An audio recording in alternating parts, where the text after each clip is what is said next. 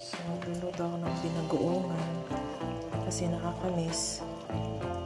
So, iba-blanch muna natin to para matanggal yung mga dumi-dumi. O sili, tapos yung talong.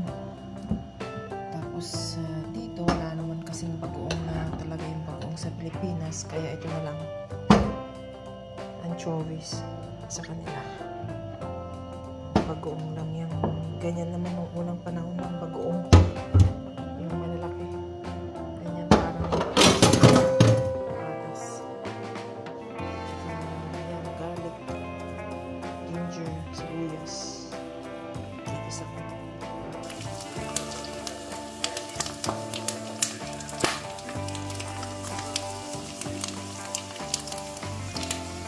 Yan, sinasangkot sa muna yung pork para hindi masunog yung sibuyas, luya at saka bawang.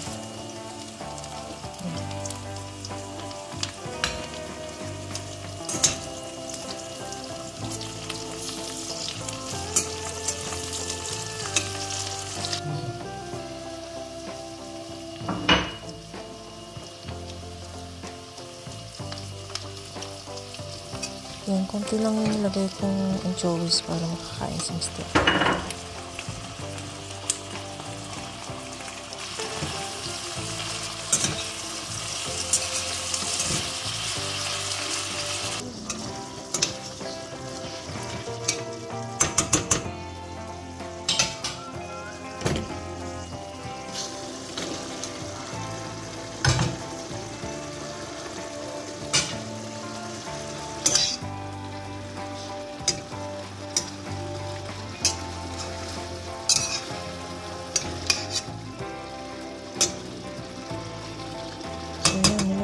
Talong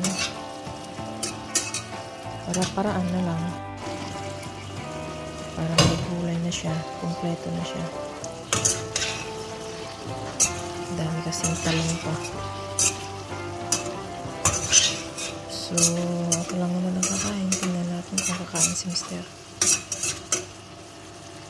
So yun, dinagdagan ko na rin ng sili, hindi na maanghang yan, pero naglagay din ako ng maanghang na sili para mas masarap.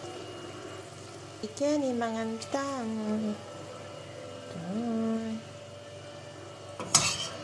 Konti lang bagong nilagay ko kasi para mag-ulam din si Mister.